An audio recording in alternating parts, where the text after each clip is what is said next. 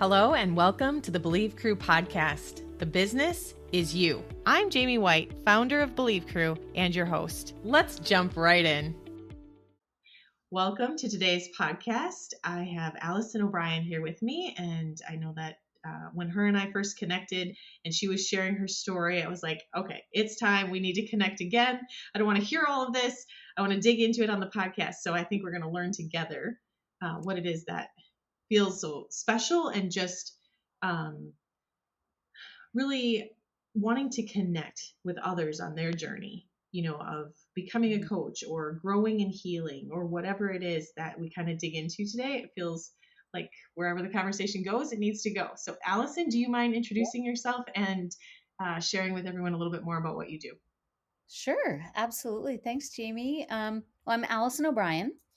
I'm just outside of Boulder, Colorado. When people ask me, what do you do?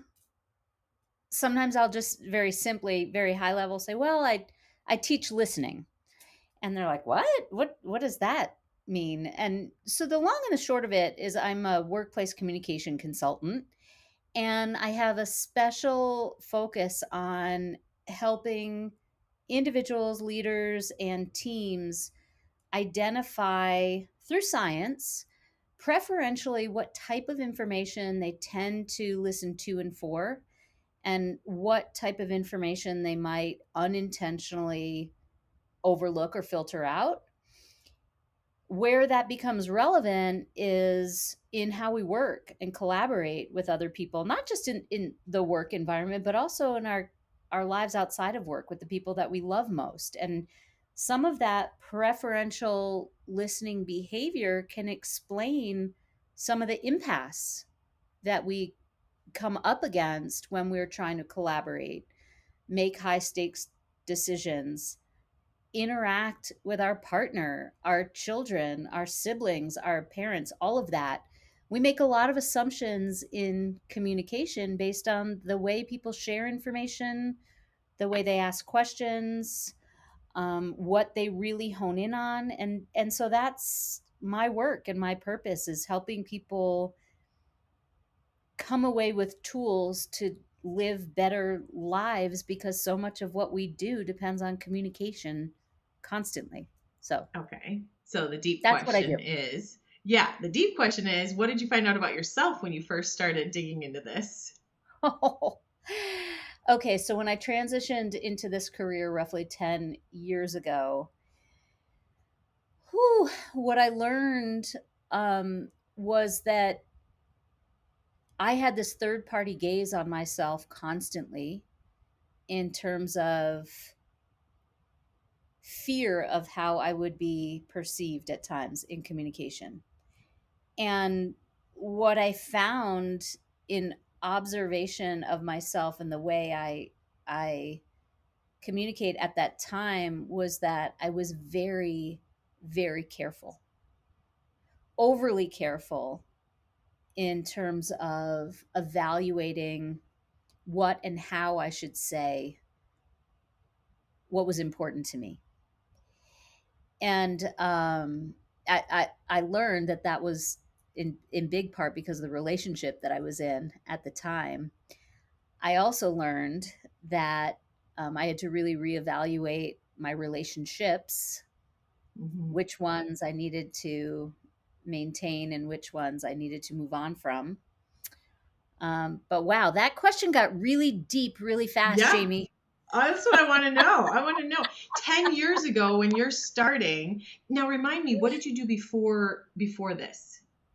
Oh gosh. So prior to this, I've had a couple of careers, but I my degree is in exercise physiology. So I spent 10 years in that field. And then my second career, when I had children, I kind of fell into it. It was in mortgage lending, residential That's mortgage right. lending.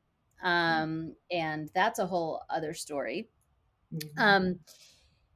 But yes, that's where I was before working in communication and workplace communication. So you were in mortgage lending. At this time, you were married I with two was. kids? Yes, 2 children at the time.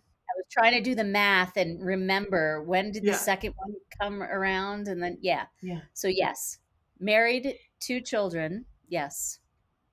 And so which came first, the next career change or the relationship shift? There were the timing was didn't it wasn't exact, but I switched careers first, Okay. Okay. and 3 months later Hmm. left my marriage. What changed?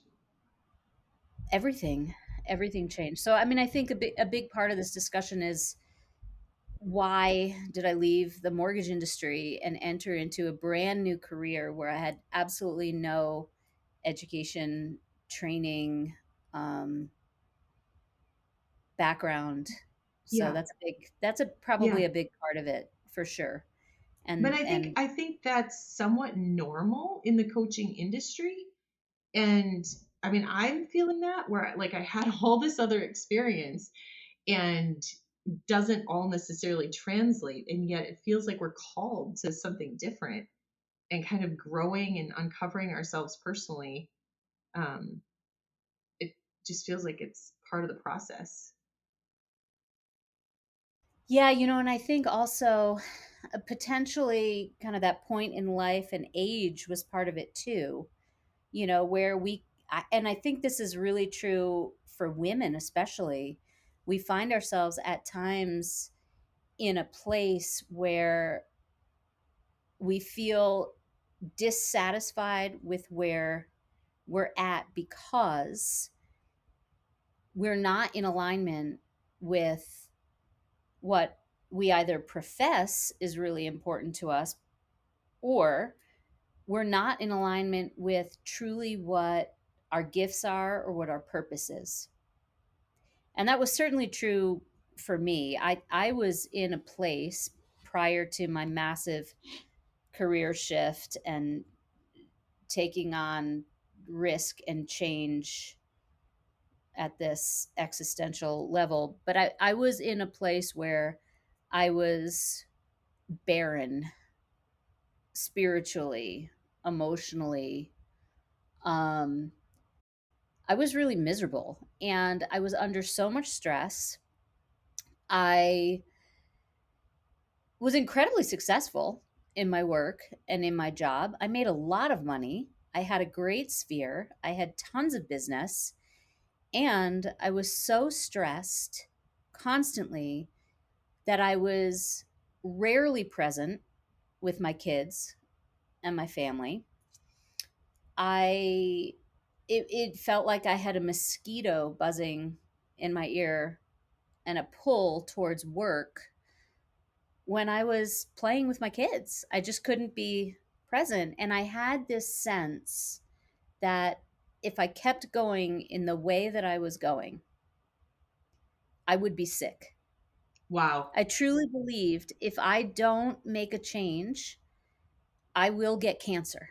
Oh my word. That is exactly what I thought and exactly what I believed. Like I thought I was the only one that thought that, but it was probably close to 34, somewhere in there. And I remembered Yeah. thinking, because my mom had been diagnosed with cancer at 39 and then died at 44. And at the time that she was dying, I remember thinking, like, how do you get to that point? Like, how do you get to the point of cancer? And at 34, I was so exhausted and I was so Mhm. drained, but I didn't know what, I mean, like the way that you're describing it now, like physically, spiritually, mentally, emotionally, it's all wrapped up into one. There isn't, it's not separate, even though I Yeah. thought, I don't know what I thought before. And I just remember having a thought, if I keep thinking and feeling like this, I could get cancer in 5 years and something needed to change. I mean, I had Wow. the same thing. And for me, that it was the same thing, 5 years. I thought, and if in 5 years I haven't made a change and I'm still in the place that I am right now today, shame on me for seeing the writing on the wall, for having this sense of everything that I'm missing out on now. And if I don't make a change and 5 years has gone by, I mean, I just didn't want to be in that place of judging myself for that, for not having the courage to do something. Now, Yeah. along with that was this overwhelming sense of, but I don't know what I want. I don't know what Hmm. I want to do. I didn't Right. feel like I was credible. I didn't feel like I had the experience on paper that anyone would look at and say, I want to hire this person because they have gifts to bring to our organization. I mean, I really truly didn't believe that, and had no idea what I wanted to do. I was so tired, like you said, so exhausted. I didn't really have any passion for anything. I didn't know what I was committed to or what I, however, I had I have this real visceral recollection of where I was and this image in my mind of where I was when I had a very specific conversation with a good friend. I was sitting on my front porch on a wicker chair with a cushion, and we were having this discussion about how miserable I was in my work and that I knew I needed to make a change, but I didn't know what I wanted. And I said, what I know to be true for me is that at my core, I'm a teacher, right? And that through my work and what I do and what I give, I help people learn something that um, helps them. And I said, what I know to be true is, what I want is for people to be on the receiving end of my work and take something away that allows them to live a better life, to be happier, to have some kind of tool of empowerment to live better. And so I said that out loud, and I had no idea what that really looked like, other than I knew I had this gift of helping people learn something that they That's could take away. amazing. And Right? it's kind of interesting to me because I think the mortgage business, from what I'm aware of, there's a lot of burnout, especially now. Like it wouldn't have gotten better, right, with everything that was coming. Um, and but like you said though, you had the money, but you still weren't present and you weren't feeling. Because I've thought about that sometimes. When we're in that place of um, you know maybe thinking that money can solve the problem. I know I like to plan things. And so if I Yeah, don't feel like I have the financial capacity to plan what I'd like to plan, then I use that as an excuse, that's holding me back. But really, the reality is there are so many things that I can plan within what I'm capable of, or within what we have to work with. A lot of times, the fact that we have six boys is probably more of a limiting factor than actually the financial piece. But or time, yeah, like it doesn't matter yeah, what that is for people. We believe that we can't do something, but what you're speaking to is so deep because it's talking about alignment with our purpose, and that is what I yeah, didn't know, but that's 100% what I believe today. Is that my energy? Like I have tons of energy now, and it comes from being completely aligned with what I love to do, and yeah, I'm still uncovering more of what that is and more of what I'm yeah, capable of. But once I started stepping into my alignment, my true core values, understanding who I am and how I'm called to serve, and now, helping others with that too, because ultimately that's part of my gift and part of my calling. yeah, There's so much energy, it doesn't matter how much I sleep. Like before, it didn't yeah, matter how much I slept. I couldn't shake off the exhaustion. Now I have so much energy, I can sleep for 4 hours and go all day. It doesn't matter. yeah. I wish I was there with you. I need my 8, my 7.5 to 7:45. Yeah, I might that's have a catch up day or two. yeah, yeah. And to be fair, I mean, there was a certain aspect of my work in the mortgage business that actually really did fuel me. At that time, I really did love working specifically with women who were going through divorce and helping them to find that next place. And part of that was because I was educating them on this process and this skill that they were going to need lifelong, that most of them actually hadn't ever really tapped into or learned previously, because whoever it was that they were in partnership with before had kind of taken the reins on that. So for the first time, there were, they were in the position to be empowered financially in a way that they weren't previously, and make decisions that they hadn't had to make before, because typically they would just show up and sign the documents. So the educating piece of what fuels me, that learning piece, there was some of that. However, the industry had become so fear-based and non-commonsensical that it was really challenging for me to stay aligned. For me, I didn't even realize that in articulating my purpose out loud in that way, I think allowed it to manifest. Absolutely. Articulating it in a way that was really broad enough to speak to purpose without pigeonholing industry, role, position, etc. Does that make sense? Did I articulate that well? Yeah. No, absolutely. And so I want to think back again to this moment on the wicker chair where you're saying this, Yeah. and what I heard you say is that you just sort of verbalized and in the end manifested what was to become part of your future. And the other piece too in that manifesting is helping become aware that when it does show up, we recognize that this is what we were looking for. So funny that you said that, because I think it was maybe a week or two later, I went to an event with a friend.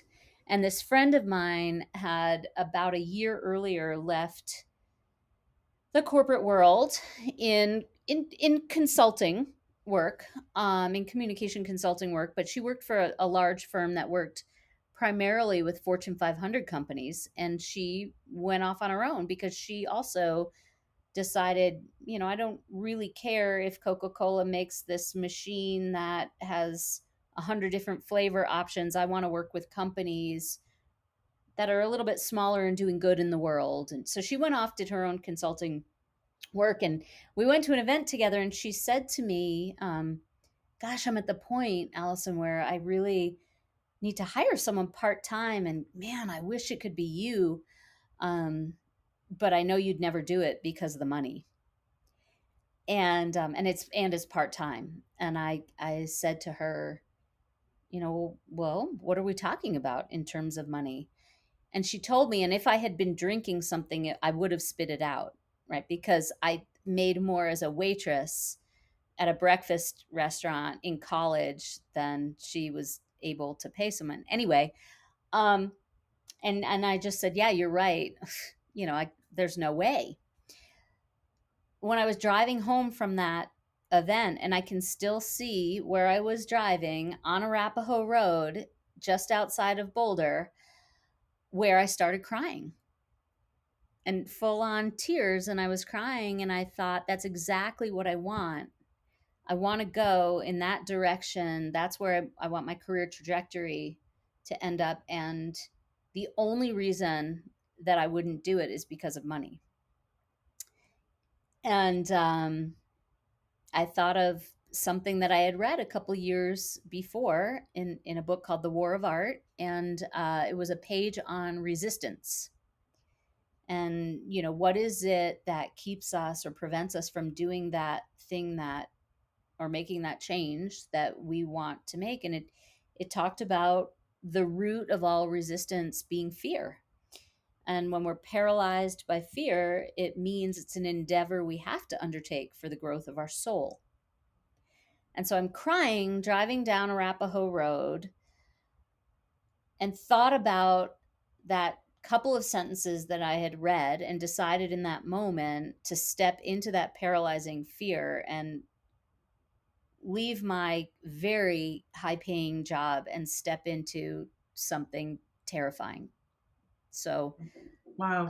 yeah, so I went home. So then and how did you go from completely shifting the financial space? I mean, you stepped into that fear, but then you shifted in your relationship after that. So when you're in a not good place financially, you were like, I'm going to take on all the fears. I'm going to take on all the resistance, all at the same time. Let's do this. Yeah. Exactly. I think there was some benefit to having done well enough for several years to have a little bit of a cushion. Granted, I am the daughter of first generation immigrant who's, my grandparents lost everything when they came to this country. So I have a culture, a familial culture of fear around money. Um, I had a little bit of a cushion, which, and then my husband at the time did fine, and we had health insurance, and so, what I did was really just initially shifted um financials, gave up things that really were not that important to me but had become routine, right? um Eating out, conveniences because we had no time, um things that changed, a cell phone plan, got rid of cable, that kind of thing. It's amazing when you really look at what you spend money on, how much you can save if you cut back on certain things. So that was step one when I quit my job initially. um Getting deep into the work in communication and listening and conflict. And that was what had me really turn an internal gaze on kind of who I had become over the previous 10 years, and the voice that I really no longer had in my relationship. So that internal gaze and somewhat assessment and judgment of kind of who I was in that moment and how authentic I was in communication had me really start to look at um, making that shift, being authentic, being honest. Wow. To be, I felt like a phony. Really, here we were presenting this kind of image to the world that was not accurate, and I no longer was okay living a facade. It was just a kind of a shift at that time to, here it is, all out there. And This is absolutely huge. Absolutely huge. I mean, this happens. So, was there any, curious if you're willing to share, was there any point when you said, hey, this isn't working, where he said, I want to work on it now? Like, like the typical, maybe in my mind, stereotypical idea of like, oh, yeah. now you want to work on it?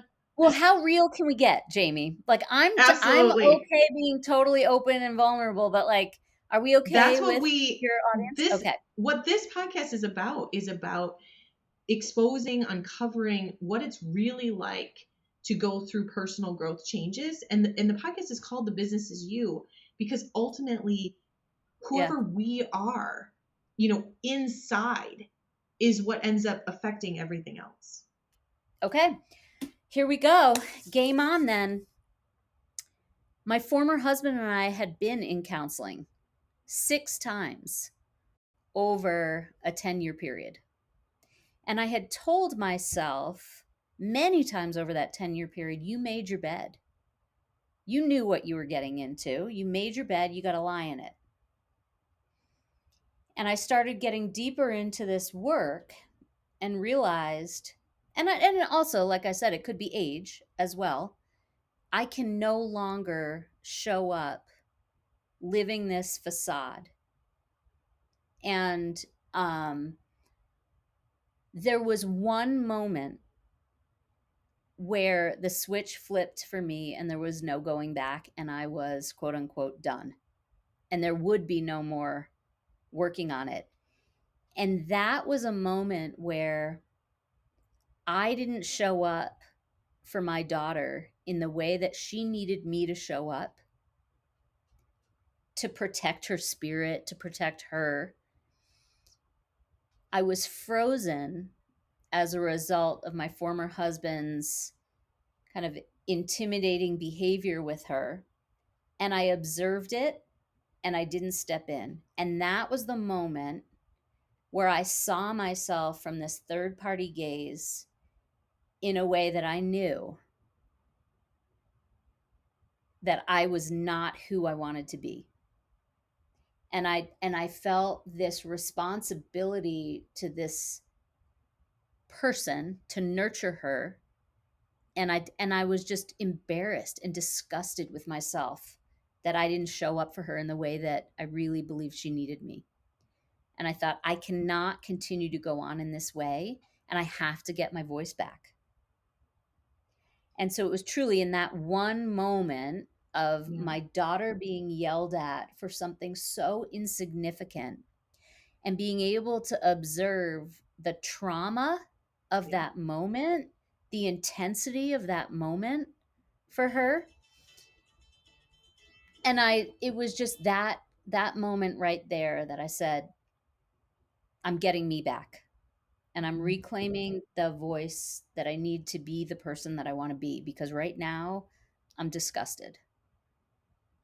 Yeah, that's so powerful. And I think of so many times when I've been in a similar situation, what I chose was to believe that both of us could heal enough to become, ourselves, you could say, through the process. But it took so much more energy to do it with two unhealthy people. Like, like, I think one is enough.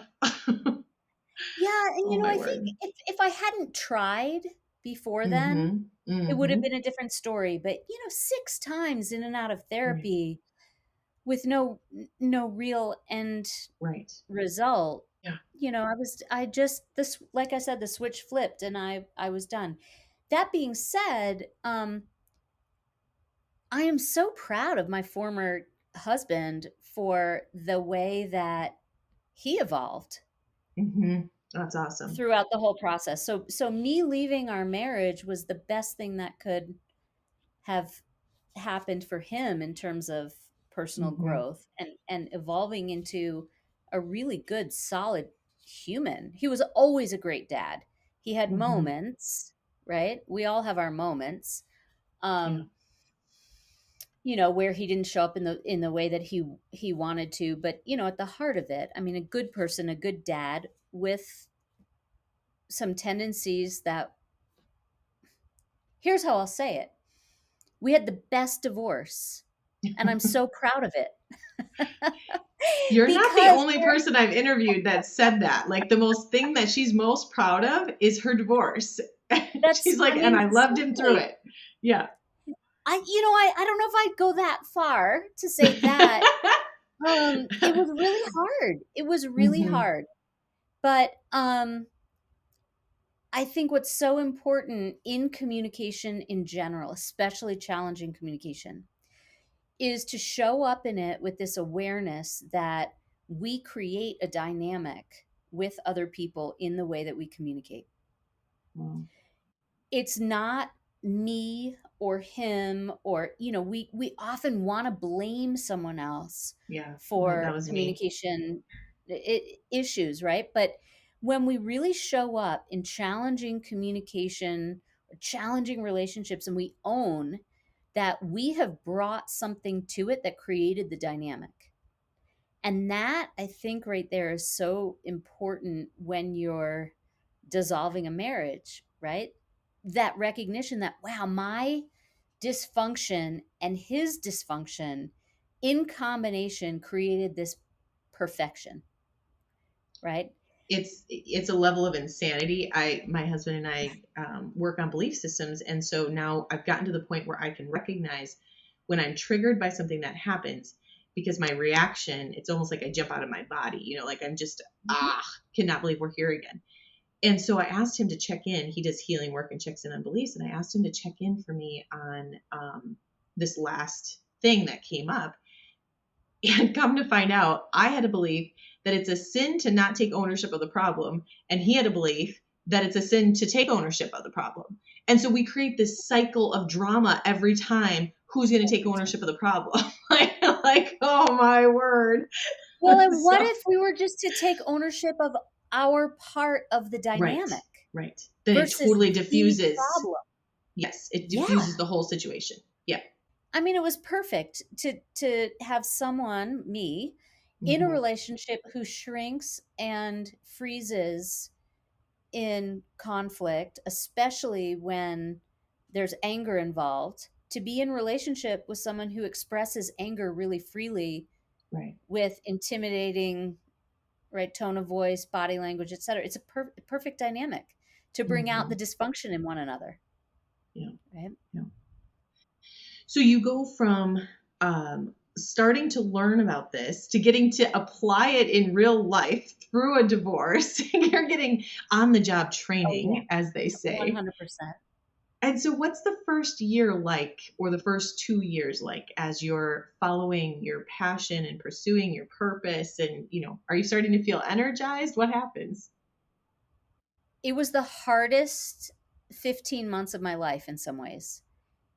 In that, well, and of course, there's continuum, right? There's things that are so fulfilling and then other things that are so challenging and devastating. So, it was the first time in my life that I wasn't just killing it professionally, right? I had never had an experience where I didn't take on a new role or new position or enter into something new where I wasn't immediately successful and blowing away the expectations in terms of trajectory, right? I was not. I had so much to learn. I wasn't producing. I wasn't anywhere close to being not even a subject matter expert, but I wasn't competent for a long time. I had so much to learn. And so it wasn't even imposter syndrome because I didn't know anything. And that was preventing me from being really I had to go through that learning curve, right? So professionally very difficult. That was very difficult on me emotionally, spiritually, as someone who has consistently had such a strong work ethic that they've seen fruits of that labor and that effort. It was very hard for me to not be productive and successful. You are Um, nurturing my soul listening to you because it that's was, a I mean, similar experience. Yeah.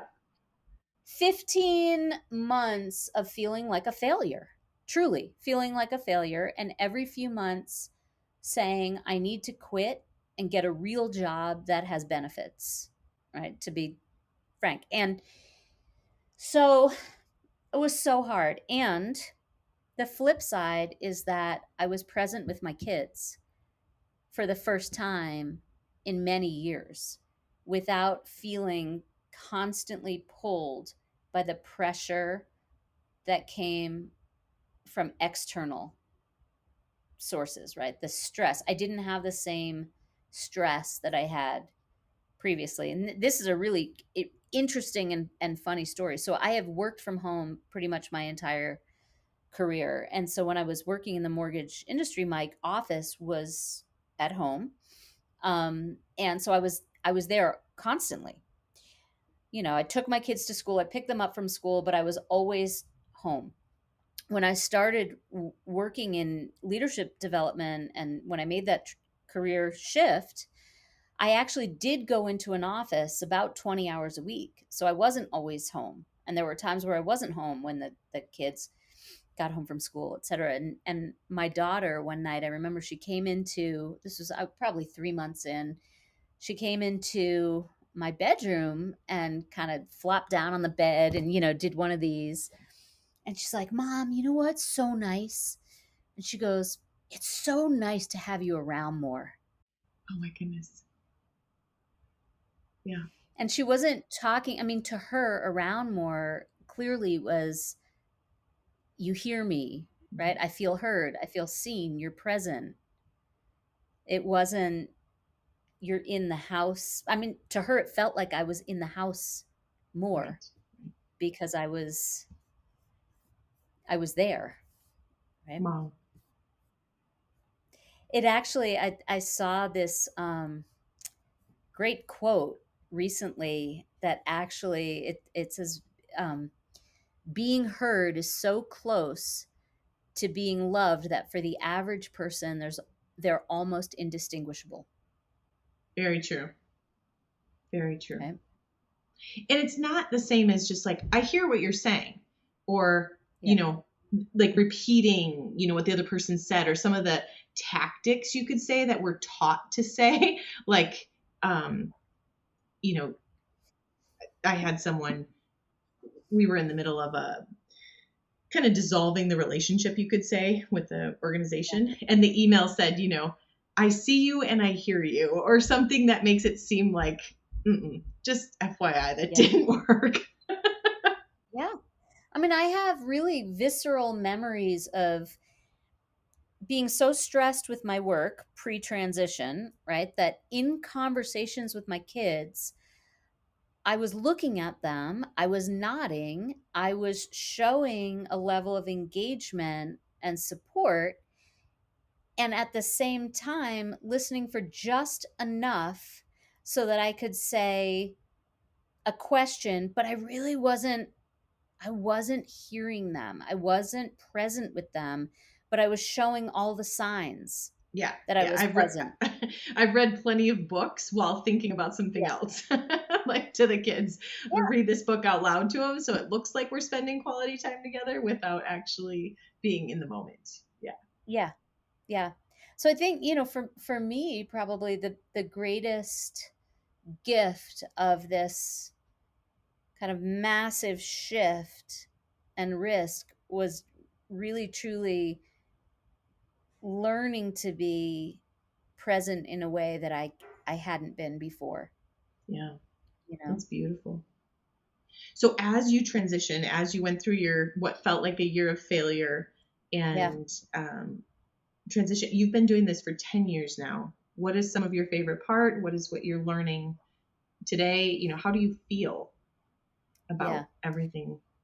Gosh, favorite part, most rewarding takeaways generally are when I observe or witness catharsis and transformation in others because a level of trust has been reached, or a level of psychological safety has been achieved on a team because people have had the courage to be vulnerable enough, to be open enough to really authentically share their opinion, their perspective. And when people really show up with courage and authentically share, those on the receiving end, it's I heard a gentleman, Dr. Dotan Castro, recently call that the magic spiral. But when working with intact teams and individuals who finally get to that place where authenticity and vulnerability in communication becomes more important to them than the risk or the perceived risk of being honest and withholding because of that risk of consequence in their mind, that's where I get really jazzed about being somewhat of a conduit for that. That's beautiful. And I'm imagining myself, I think I was somewhere around 27, and I had been asked and invited to be on the local chamber board. And I thought, only if you want an opinion. Actually, I think I told her because I thought I'd be good for that. And yet, when I found myself in a room of, 12 other CEO board level executives, I thought they're all in a place to make better decisions than me or have better ideas than me. And again, I was coming from a place of confidence, I thought, but in the room, I was the youngest. I was, the least, credentialed, you could say, being in small business, small family business, instead of, whatever, giving things meaning that didn't necessarily have meaning. And I did not have the voice that I expected to have. I just didn't say things. I didn't question things that I actually was questioning in my head. And I can only imagine if, say someone like you was working with our group, and to see half the room, 80% of the room, I mean, to be honest, probably 100% of the room was in the same position I was in, because it was ridiculous to get anything done. It was just yes men. Like we all just voted yes. That was the answer they wanted, and so we didn't. There was one time we questioned something and I had done it behind the scenes because I didn't have the confidence to do it in the room. And so it was Yeah. really not the person I wanted to be. I wanted to be someone that could be vulnerable and authentic and ask the questions curiously in the room, but I didn't. So it would be super fun to see that transition in people. I can see how that would be beautiful to actually see teams working together, to feel like it's safe to be able to ask the questions and really help build really my own self-worth or value to be able to say, it's fine, you can ask the question. Yeah. I mean, I've had some experiences where truly there were tears in a group training when a team finally sees the value in a colleague that they had dismissed previously simply because of some of the assumptions that they've made about them based on the way they ask questions, the language choices that they used, to discount someone because of the assumptions that we make about them in communication is something that happens so frequently on teams and in workplace settings, and it gets in the way of really solving business problems. Personality issues so frequently get in the way of solving the problems that lead to innovation, that you know creativity. So when I witness people appreciate others in new ways and kind of leverage those differences, that's where I get really energized and feel that sense of, yeah, this is, I am living my purpose now. That's amazing. Do you remember, out of curiosity, I think I had taken the assessment that you used. Do you remember any of my results or Absolutely, 100% I do. Yes, very, very high conceptual listening habit. And conceptual is this beautiful ability to take in information through this lens of possibilities and potentiality, really future oriented. Our highly conceptual listeners have this incredible gift for hearing patterns and similarities between things that seem to be at times disparate to others. I'll give you an example. I was in a leadership development training with a team that had some conflict, and one of the women on the team was, and this was told to me in confidence, perceived as impractical, or just sometimes ideas coming out of left field, and that she would lead the team on tangents. Well, she was highly conceptual in her listening, and we were talking about a particular concept in leadership capability. I think it had to do with making clear requests and getting accountability systems in place, but she made a comment, and her comment was comparing what we were talking about to basically the life cycle of a butterfly. And so she was talking about, the caterpillar cocoon emerging from the cocoon into a butterfly and comparing it to this specific leadership capability. And it was such a perfect example of being highly conceptual. And it made so much sense to everyone in that moment. Like, oh, well, when Sarah is sharing some of these ideas, it's because she sees something that we're not seeing. So what if we create some boundaries or bumpers to allow her to ideate within? Now what's possible? Right? oh, that totally speaks to me. I hear that. I just absolutely, you give me a couple of bumpers or a couple of parameters and then it's like I start to see it with clarity. This is where we're going. This is where you're going. Mhm. Yeah, that's amazing. So is there anything else that you feel has been left unsaid today? Gosh, no, I'm actually, I'm a little sweaty from feeling so exposed, but Thank you and for being so vulnerable. vulnerable. Yeah. Thank you. And and truly honest about, just that, gosh, misery and Mhm. failure and self-assessment and judgment. And boy, I couldn't be more grateful for having that experience, truly. Mhm.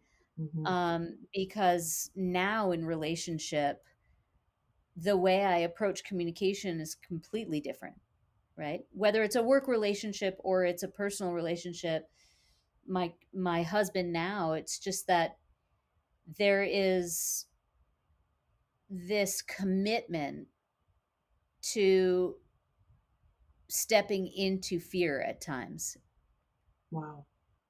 right? That's powerful. And what comes from that when you really take risks. um it's a amazing what when you get through to the other side of it, and you look back and you look back at what you did Mhm. with such reverence and awe. It's the coolest feeling, right? And it's the same thing whether I'm on my mountain bike or, having left a career and a marriage. I look back and Right. go, wow, you know, that was really, really hard. And I did it anyway. And now I'm on the other side and I'm so grateful. Everything worked out and it was Yeah. okay. I'm okay now. I did it and I'm okay. It's so beautiful. I've recently told my husband that the first 15 months of building this business is similar in my mind. I'm not sure which one I'd rather do. Like having labor again 6 times in a year. He was like, whoa. So, like, but being able to look back with reverence and, like it's so worth it. And yet being in it, it's just like, whew, this is a lot. Yeah. When you look back and you go, man, look at what I did. Yes. Feels super strong, superwoman. Well, thank you. Thank you so much for this conversation. And thank you for being Yeah. vulnerable. Really appreciate it. Thank you.